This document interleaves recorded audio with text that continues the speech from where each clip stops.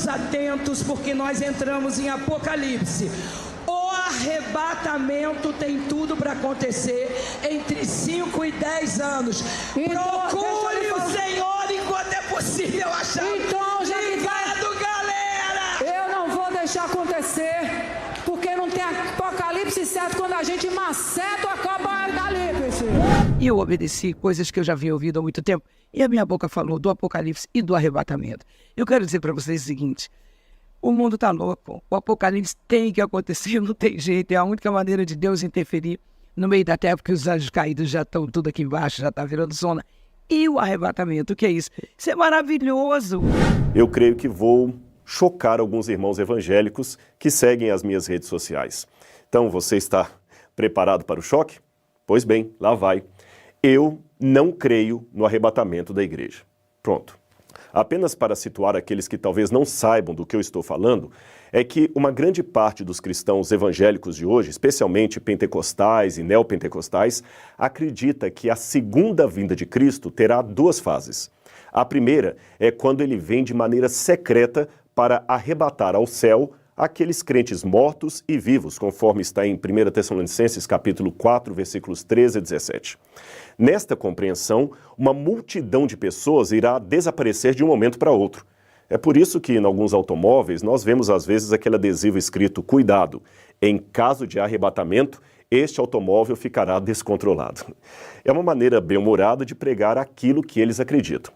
Bem, continuando então, em virtude desse suposto desaparecimento da igreja, que seria arrebatada por Cristo, haverá então 7 anos de tribulação na terra, governada pelo anticristo, que perseguirá o país de Israel, e nesse momento os judeus deverão se converter a Jesus. Então só depois disto é que Cristo volta, aí sim, numa segunda fase, em glória e majestade, em companhia daqueles que já haviam sido arrebatados anteriormente, e então reina 1000 anos sobre a terra. É mais ou menos isto que ensina o dispensacionalismo ou a doutrina do arrebatamento secreto. No entanto, talvez poucos saibam, mas apesar do fascínio que essa visão traz sobre muitos crentes, esta não é uma doutrina claramente encontrada na Bíblia Sagrada. E mesmo que você diga não, está assim na Bíblia, deverá admitir que desde que o apóstolo João escreveu o Apocalipse até o ano de 1830, ninguém jamais falou dela. Ou seja, tivemos 1800 anos de cristianismo sem que ninguém sequer ouvisse falar do tal arrebatamento secreto. Quem primeiro pregou isto foi John Nelson Darby, um pregador anglo-irlandês. E sabe onde ele se inspirou? Nos escritos de um jesuíta espanhol chamado Francisco Ribeira, que projetou a profecia do anticristo para um longínquo futuro a fim de combater a doutrina ou o entendimento protestante da época, que via o Apocalipse 13 como se cumprindo no poder papal da Europa. Isto é uma questão de história, eu não estou inventando, você pode checar as fontes. Os grandes reformadores, aqueles como Lutero, Calvino, Zwinglio, os irmãos Morávios, Wesley, nenhum deles acreditava no arrebatamento secreto da igreja. Pelo contrário, todos falavam apenas de uma única e clara volta de Jesus, que acontecerá em apenas um estágio e será visível e gloriosa em todo o mundo, e não num arrebatamento pré-tribulacionista. Somente no início do século XX é que essa visão do fim se tornou popular através da chamada Bíblia Anotada de Scofield e outros evangelistas. Agora, é estranho que uma doutrina assim tão complexa, tão bem elaborada como esta, e que seja supostamente bíblica, seja tão estranha na história do cristianismo. É estranho que nenhum servo de Deus a tenha percebido em 2000 anos de história da igreja. Uma vez um pastor evangélico muito consagrado a Deus, a quem eu respeito muito, me disse: mas Rodrigo, Deus tem de tirar o seu povo da terra antes que venha a grande tribulação. Veja, a história sagrada ensina que em todos os tempos, era ele argumentando, em todos os tempos de juízos divinos sobre as civilizações, Deus sempre livrou seus fiéis. Livrou Noé do dilúvio, livrou a Ló da destruição de Sodoma, livrou a Israel das 10 pragas que atribularam o Egito e prometeu livrar a sua igreja na hora daquela tentação que há de vir sobre toda a terra. Ele então citou Apocalipse capítulo 3, verso 10, que diz: eu te guardarei na hora da provação. Mas espere um pouco. Eu falei para ele então: pastor, guardar é proteger, não é retirar de um lugar para o outro. Em nenhum desses textos que você citou, Deus arrebatou o seu povo para não sofrer o juízo. Pelo contrário, ele os protegeu, mas não os tirou. Jesus mesmo orou ao Pai: não peço que os tires do mundo, mas que os livres do mal.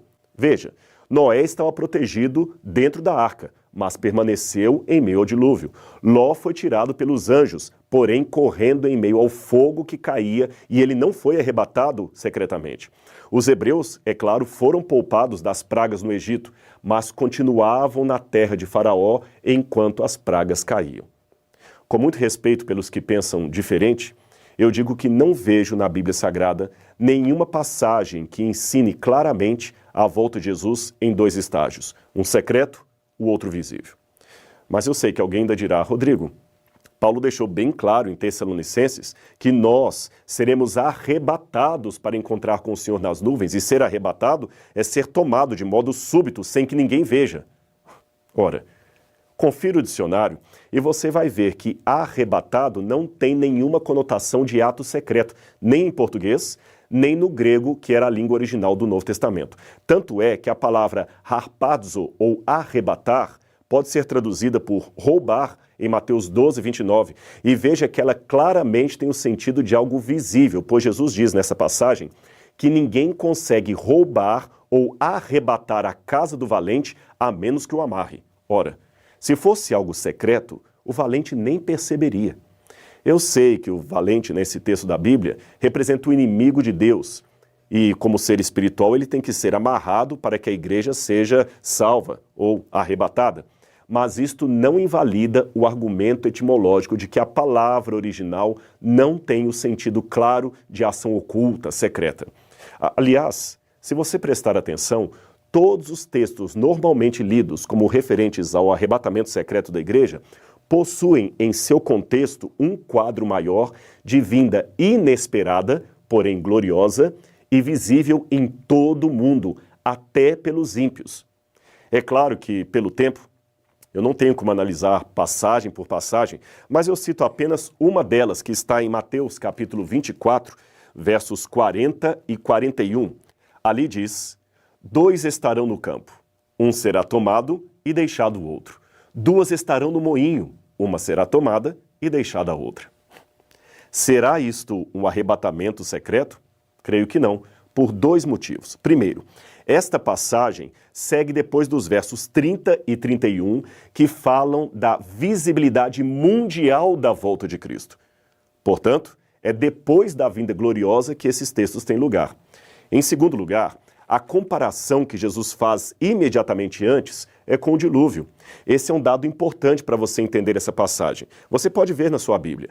Ele fala: assim como foi nos dias de Noé, assim será a vinda do Filho do Homem.